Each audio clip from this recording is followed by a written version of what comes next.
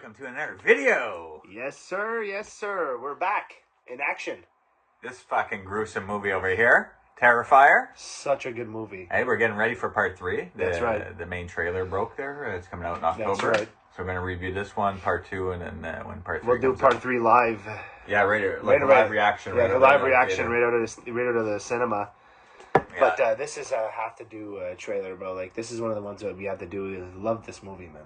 Oh, you mean a review or? Yeah. No, but you seen my trailer, right? You hadn't seen this movie, and then when I made the trailer, you That's correct. You went and saw it. That's correct. And now you're a fucking super fan of this film. Here. I never saw the movie before, and then Ian made a trailer of it. Yeah. Told me it was great, and I watched his trailer. And fucking fell in love, bro. Yeah. This guy's a savage, man. But the first one's brilliant because, like I was mentioning, it was like a $50,000 budget, and this was 2016. You know, limited release. I think it made like 500,000, something like that. But it's become like a cult classic. It's a major cult horror classic for the new age. It's like another reason why I like it too is because it's like a modern day Halloween. Mm-hmm. You know, like Carpenter did Halloween in '78 with a low budget and became a cult classic. It's the same thing with this. You know what I mean? It's almost like It Follows. That same type of like low budget but really effective. But I mean, what's amazing about this? I mean, of course you got It, the iconic clown. You know, like it's hard to top that. Them stupid clowns from outer space there. Oh yeah, killer clowns. Yeah. Killer clowns from outer space. But I mean, that's like a joking horror comedy. But like seriously horrifying clowns, you got It. And every other clown movie that comes out just feels like a fucking shitty knockoff. This has hardly no budget. So clearly they had a lot of drive to make this as scary as possible with, a shoestring budget. And the music is a big factor by Paul Wiley, I think it was. Bro, the music is fucking so good, bro. But that's a good electronic type of score there. And, I literally I listened to the music. I listened to the theme like literally in my car when I drive. Like when I came to pick you up. It's so good. It's so fucking good. Great piece of the music in that one. Honestly, like, and we've said it over many of reviews. We've done like 70 some odd reviews, and we say it all the time. Like a good score will make or break the movie, man. Like, that's a lot of problems with. If you can just get an icon, I know it's easier said than done, but if you can get an iconic score in your film, it brings it up a notch. Even if it's not the strongest written film or whatever. 100%. The music atmosphere will draw you in. Yeah, well, look at our favorite from there. Our favorite movie of all time is Halloween, and the score is almost as, if not magical. More popular than the fucking movie. Like it's magical. That transcends the film. It's part of Halloween. Like everyone knows that theme. It's incredible. But what I love about Halloween though is the look. Him too, with such a small budget back then, Carpenter. Exactly. To make it feel like a huge Hollywood picture, beautifully filmed, especially on film back in the old days, not digital cameras and all that shit. And he was using a Panaglide camera, for the opening shot, like all new technology. A lot of practical effects. Oh yeah, great! Thanks for reminding me. The practical effects to make this film. A lot of good practical effects. You know what I mean? None of that stupid CGI garbage. Exactly. It stands alone. Yeah. Well, not alone, but like it kind of separates itself from a lot of shittier new movies because of the CGI factor. And this has really. And again, not much budget, but they make the most of it. They literally just use a guy in a clown costume, a couple of actors and actresses. That's right. And they make a fucking phenomenal movie. But that's all it really takes. You just, it's not it's not a well written. I mean, it is what it is. But horror films aren't really well written. It's all about the atmosphere and the music. This one here, and the second one have done so well that the budget for the third one is. Yeah, now it's like a full-on budget movie. It's a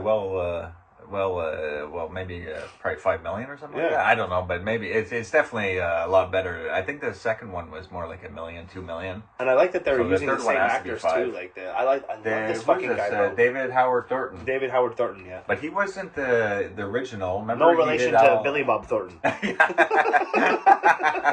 Okay, but fuck yeah! In the original, the All Hallows Eve was like that. But he had a short. A short movie, exactly. Yeah. Art the Clown, a short film first in 2011, and that sparked the All Hallows Eve. Yeah, and it was his friend playing the clown back then. I forget that guy's name, but he didn't really want to be an actor. So this, with all the makeup and stuff, I don't know if the other guy has a full-time job and he just didn't didn't have time to be wearing all this makeup. Well, we both read the same exact stuff about this guy. Apparently, he did like schooling for miming, like the mimes on the street. So like he brings a lot of that aspect to his character. Well, what's great is like when he goes to laugh after something sadistic. Yeah. But because he's a mime, exactly. He's the way he does that. Yeah, it's so funny. And like a lot of his mannerisms are fucking great, bro. Like when he's like his stupid faces, like So and then the camera just cuts into him. Like he found a good one though. Like replacing his friend ended up creating an icon because if he made Terrifier 1 with that guy who was in All Hallows Eve, I mean it probably wouldn't have worked as effectively there. It would probably still be good, but he has a lot to do with it too. It's funny, and he's so tall and lanky. It really brings like a, I don't know, it makes me a little nervous. I'm like, look, he's so tall, guy. He's got quite a beak on him too, eh? Like, yeah, but that's well, yeah. I think in real life he's got a bit of a big nose, but this is of course like a prosthetic. Yeah. For the cheekbones too and all that shit. But he's got a good look. Another similarity to this movie to Halloween is just and not this specific movie, but in the beginning movies, is John Carpenter used Nick Castle for, and that was his best friend. Well, yeah, they went to school together and all that. And this Leone guy, no relation to Sergio Leone. Or Leone from Lockup. Leone! Sizemore? You don't think I'll do it? The wire? You don't think I'll do it? I'll fucking do it. You're wrong. You're wrong. You're wrong. Leone! Lockup. Stallone. So good, bro. I have it over there somewhere. We should fucking review that movie next time. We haven't done Lockup yet? No. I don't even think you've done a trailer for it. No, I did. Yeah, a while ago though. Probably like in the very beginning. No, it's probably somewhere in the middle. I can't remember how it holds up, but Lockup. I'll go back and check check if it needs an upgrade. So good. Yeah. But I think I have it. I thought I had a Screen Factory of Lockup. Is there even? Oh no, it was Cobra. Yeah, it was Cobra, the Screen Factory. But I have it on Blu-ray somewhere. Yeah, so do I. It's such a good movie. Yeah, of course. Classic. I love classic Stallone 80s, 90s. So now that this guy here, Art the Clown, is becoming like a big popular like figure, like any type of fucking Halloween store you go to, Art the Clown here. I have a friend actually. Did you bring your son to the Halloween store? Yeah, I brought my son to a Halloween store.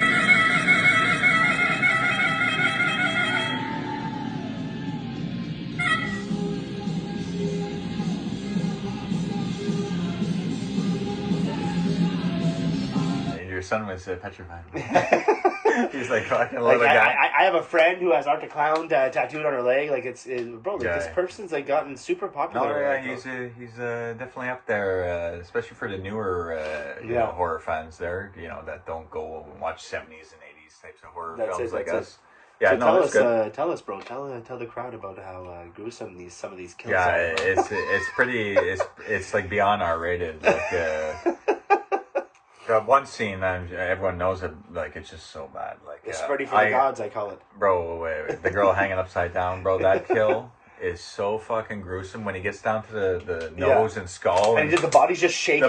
He's trying to get down. Bro, he has a fucking hacksaw, and sorry, spoiler alert if you haven't seen this movie. Yeah, he's literally got a girl like hanging upside down by her legs, like spread like this, like nude, and he hacksaws her, from the middle parts down to her face, and the body's like just shaking, and it's so gruesome. But that's another reason why this movie gets talked about, because how over the top the kills are. Yeah, exactly. But in part 2, there's some really bad ones too. Yeah, bro. But we didn't even mention the fucking one with the guy, the Terminator guy, exterminator guy. His head gets sliced off. Like, well, first he gets hit with a hammer. Yeah.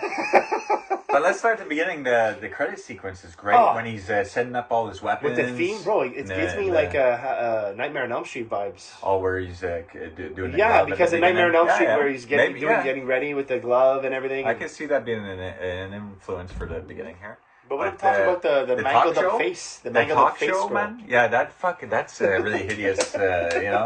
It's like an old victim. But it ties into part 2. You kind of know who that girl is later. We'll get into it in part 2. See what it is? It's like it's almost like a prequel sequel part 2. Yeah, right, because this movie starts off. You see a little TV and you see this girl talking about the incidents that happened in the movie. Yeah, so it's like a flashback almost. But we'll talk more about that in part 2 because it intertwines that way. Part 2 is crazy, but what's crazy is part 1. There's no like the spiritual side. You don't know if he's a real guy or like a a fucking demon that can't die. There's things we'll talk about when we actually review part 2 that we don't like about it. Well, I mean, I like part 2, but it's just the whole mother sequence with the mom. But I mean, we'll save that for part 2. But part 2 is still gruesome. Yeah, it's still really, lots really of great scenes. It holds its own. That scene with the kids, or not the kids, but it's like a kids show, and he pulls out the Tommy gun. Anyway, so let's back to this one, bro. After the talk show beginning, bro, that woman talk show, she's like in her changing room. She's just like, if I look like that, you're gonna kill me or I'll kill myself. Yeah, and so she gets attacked by that woman, tears her face apart. Bro, you know what she reminds me of, that girl? She's like, Cordell! Yeah, it's true. It's true. All mangled by the hogs, fucking Gary Oldman. Hannibal pretty much did the same to that that's face. Cordell! But that's Gary Oldman. That's it, Gary Oldman. Yeah, he's great in that. But you wouldn't even know it's him unless you really check into that. That guy is, okay, once again off topic, but that guy is such a good actor, bro. Yeah, method actor, like when he gets into his roles. But now he's like a generic. Yeah. Like he does the cop in Batman. Yeah. You know, he does roles like this. It's like whatever. He was really but bro, when a crazy actor Bram in the 80s. Stoker, when he did Drexel in True Romance, like, fuck me. Yeah, no, that, especially Drexel, but there was that or Sid and Nancy crazy fucking film he did. I mean, he's a great actor, but he doesn't always take the popular role. He goes for the script, like exactly. He doesn't care if it's a lower budget film. If the part is a real character part, he goes with that. So I love Gary Oldman. And Drexel's just a small part, but it's so memorable. It's so good. So good. Fuck, man, he does a great job. That is probably one of my favorite characters that Gary Oldman plays, like in a movie. Like, one of my favorite characters ever, bro. Like, so good. He's so good, bro. He's so good. Give me that son of a bitch. He's got the gun. Dennis Hopper's good too. Fucking blows the guy away up. Dennis Hopper's good in that movie too. No, bro, fucking psycho. I eat the butt and everything.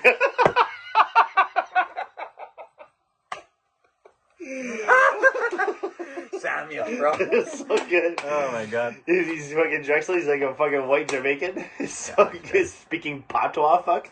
But what happens after the beginning sequence? We see her like two of the main girl characters, Tara. Well, you think you're the main girl, but that's another thing we mentioned that you mentioned actually about this movie is that when a character that you love and you grow to love, gets blown away. Like it's like fuck, you're not. Usually they pull them through the film, even if it seems like a tough, dire situation, they come through, and you're like, oh, thank God, happy ending.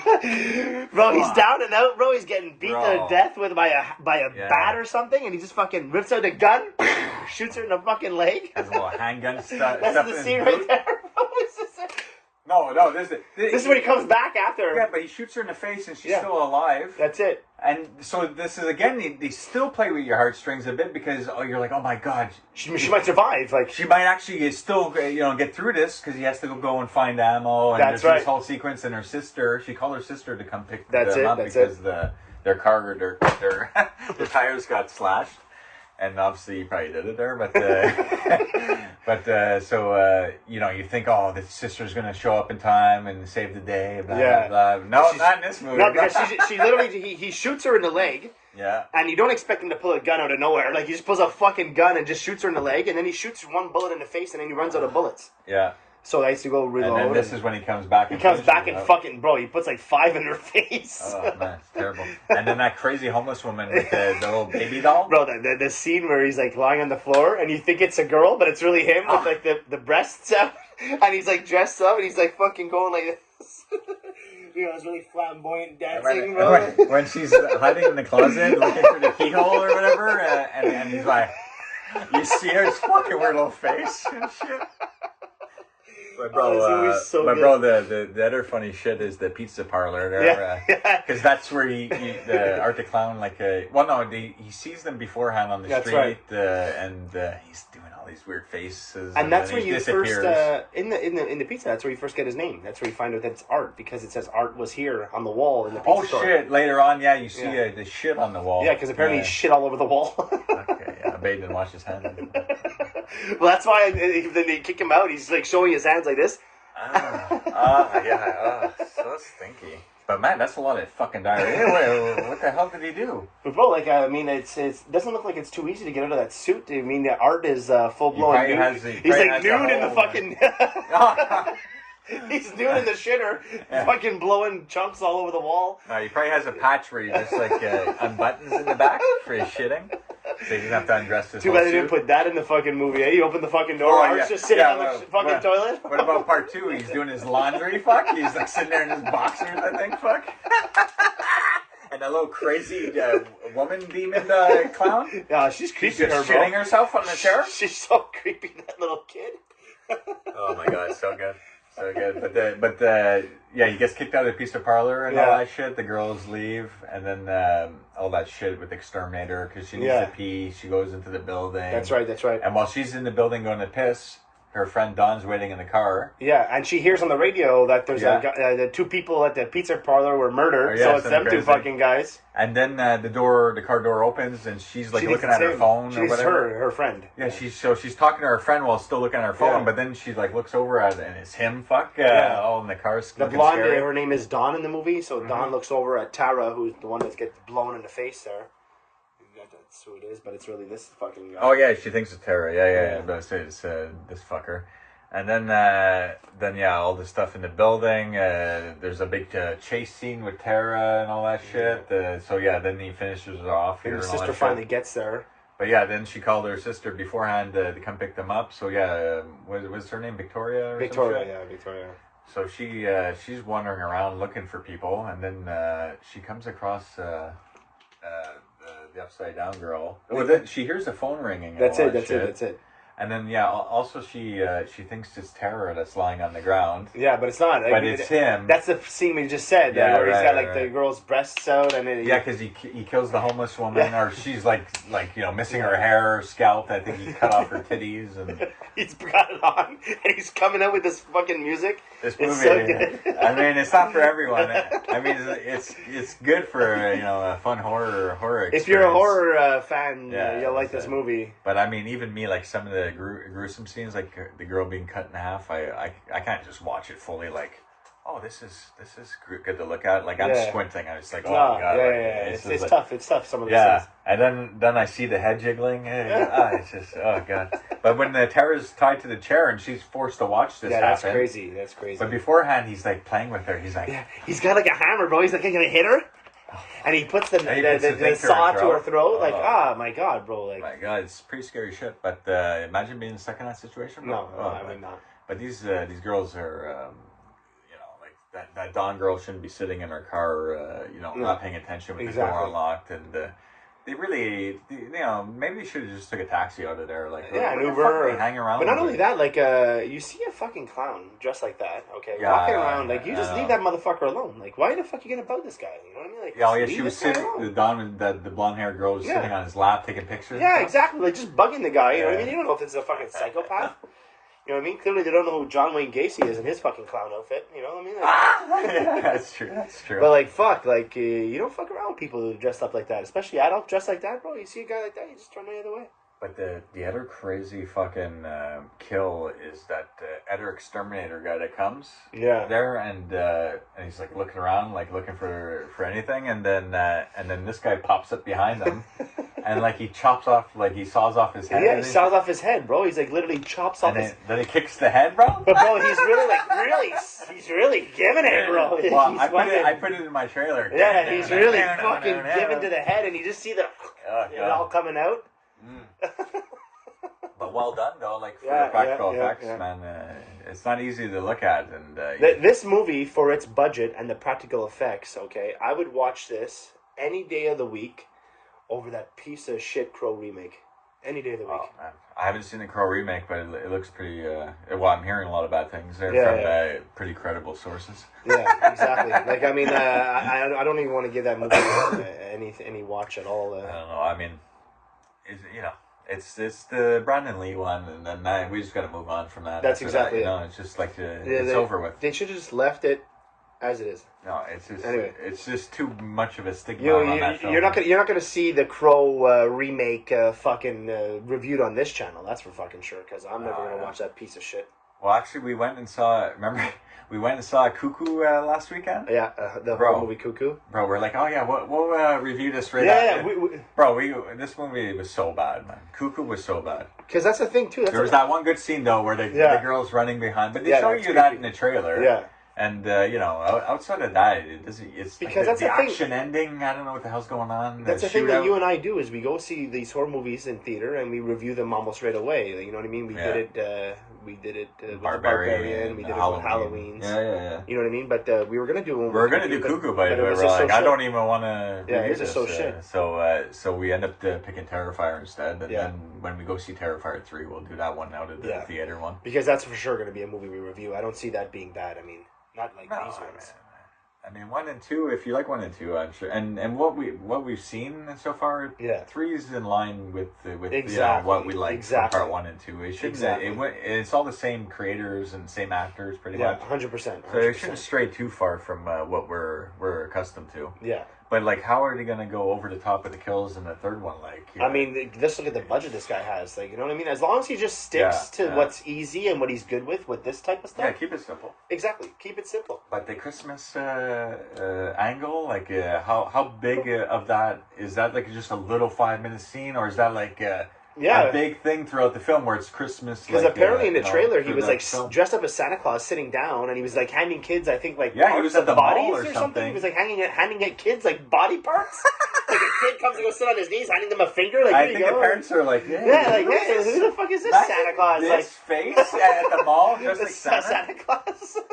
No way, my kid's sitting on that. No, but I just hope maybe he just destroys everybody in that whole mall, bro. Like, I just want him to give a whole fucking massacre. And then what? How from the trailer there? How does he end up in that family's house? Like, I'm just so curious to see how part 3 plays out there. But at least it's going to be the first one we get to see in theaters. Yeah, we didn't see one. Exactly. One was like limited release. 2 got a bigger release. Yeah, but we didn't see those in the theater, anyways. No. And then 3, so 3 is going to be fun.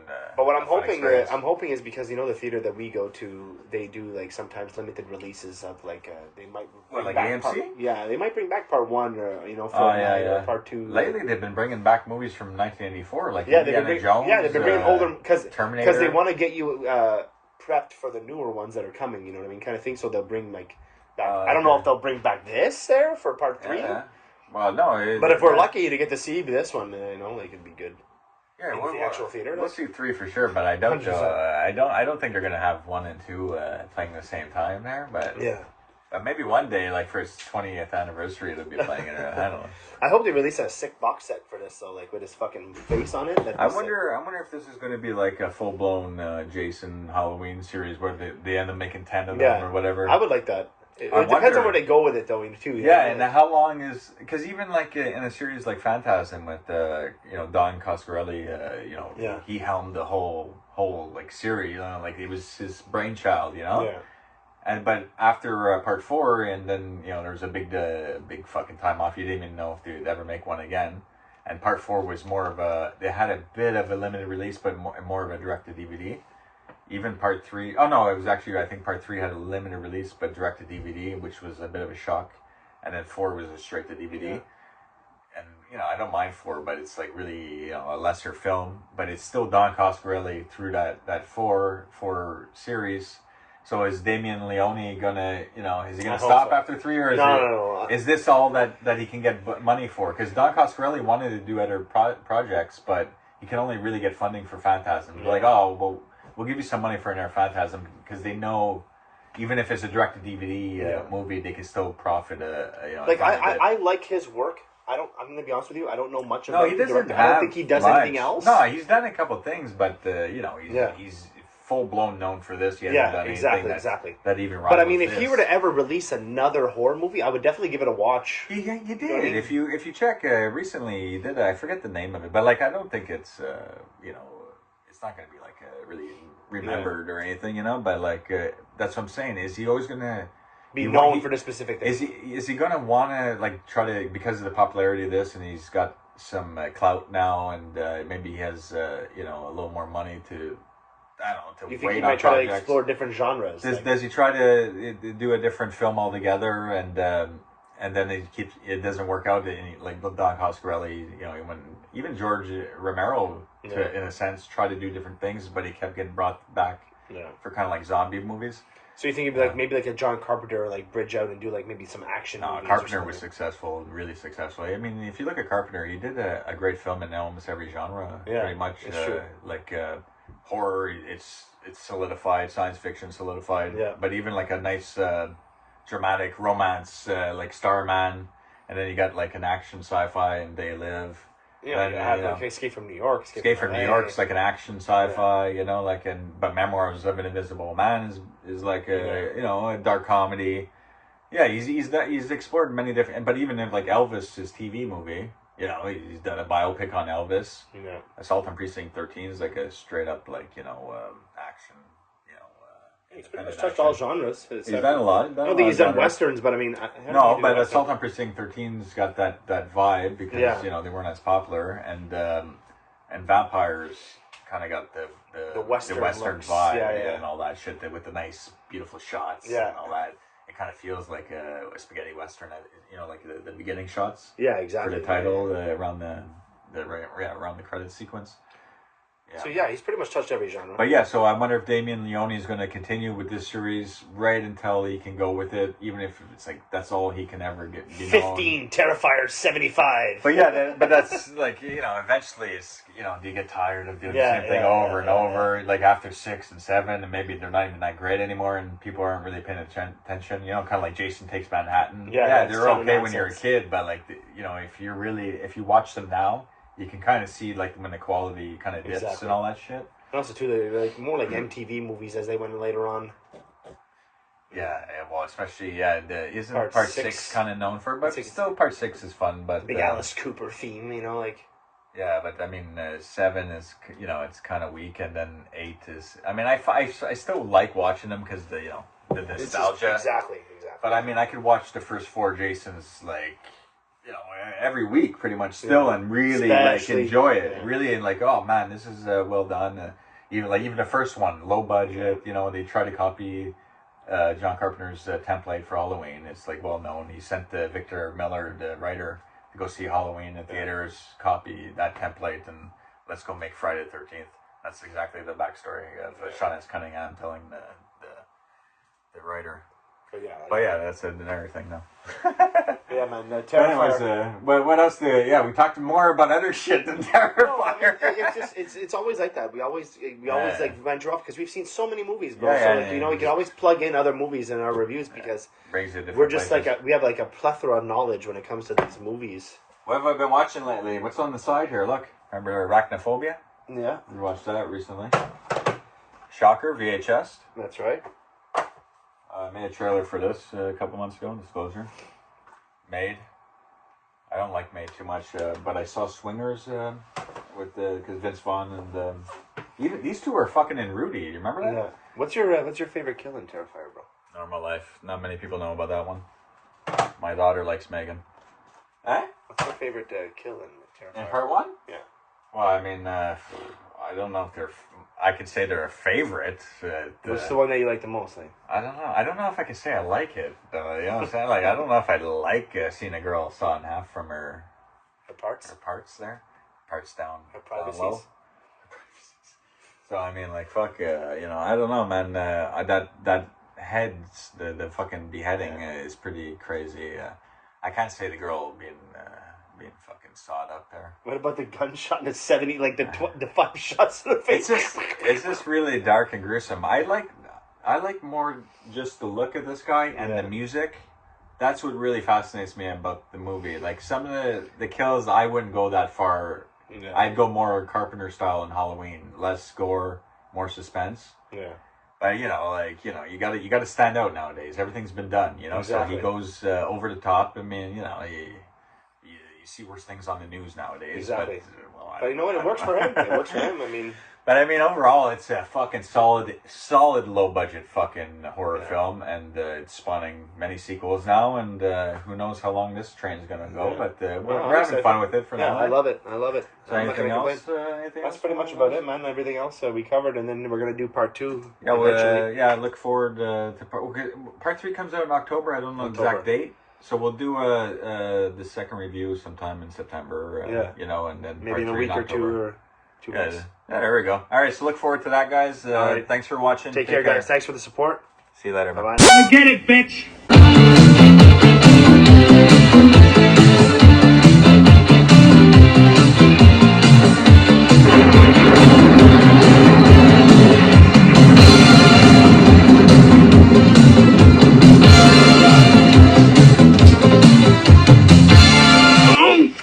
Damn enchiladas! The Daigler.